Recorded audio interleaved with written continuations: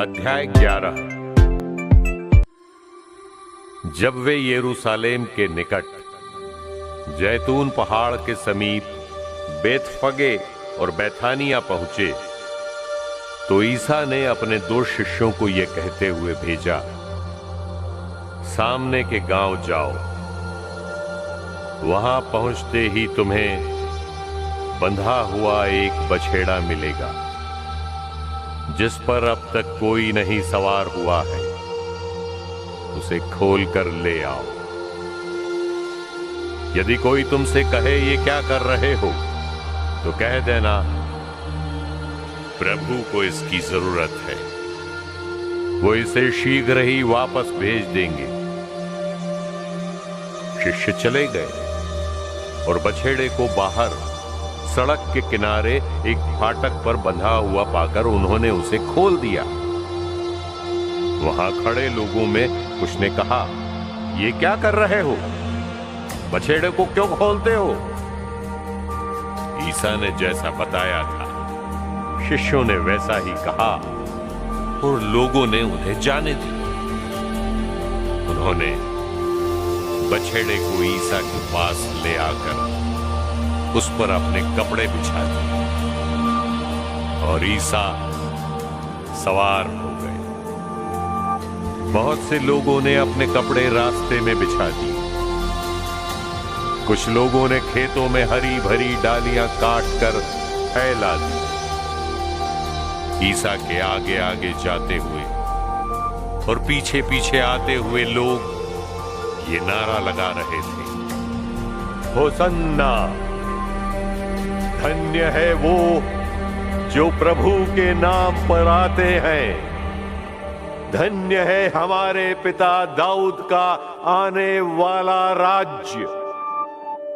सर्वोच्च स्वर्ग में होसन्ना। ईसा ने यरूशलेम पहुंचकर मंदिर में प्रवेश किया। वहां सब कुछ अच्छी तरह देखकर वो अपने शिष्यों के साथ बेथानिया चले गए, क्योंकि संध्या हो चली थी। फलहीन अंजीर का पेड़। दूसरे दिन जब वे बेथानिया से आ रहे थे तो ईसा को भूख लगी।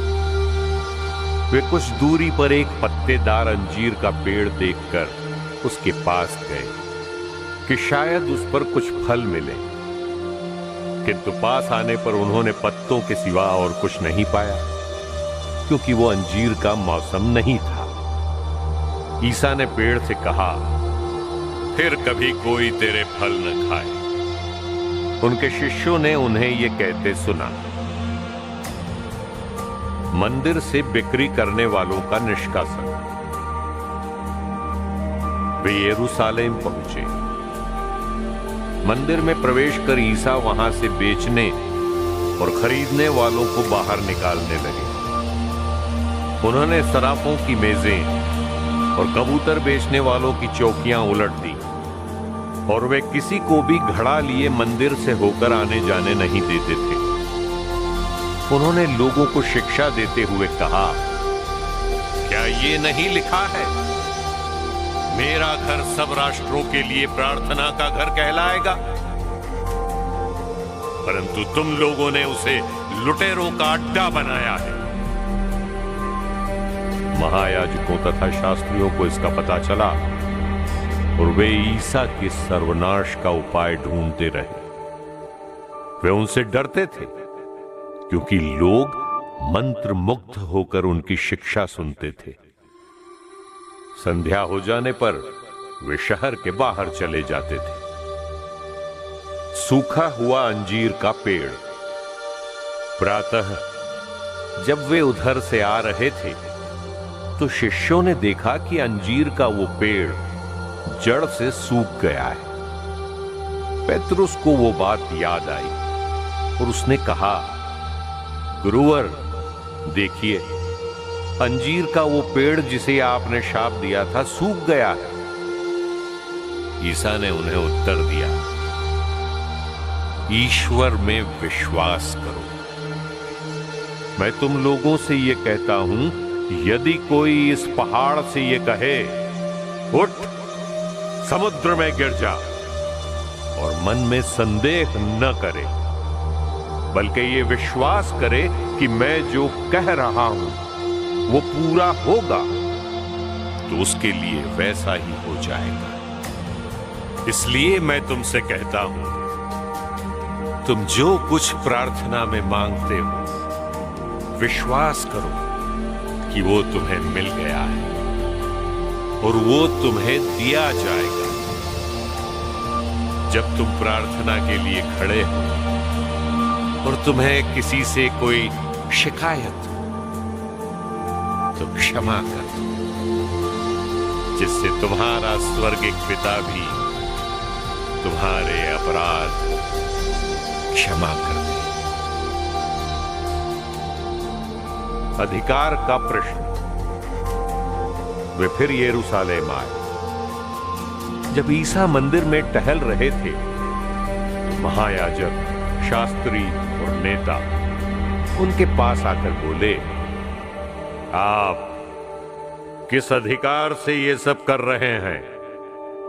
किसने आपको ये सब करने का अधिकार दिया? ईसा ने उन्हें उत्तर दिया, मैं भी आप लोगों से एक प्रश्न पूछना चाहता हूं। यदि आप मुझे इसका उत्तर देंगे, तो मैं भी आपको बता दूंगा कि मैं किस अधिकार से ये सब कर रहा हूं।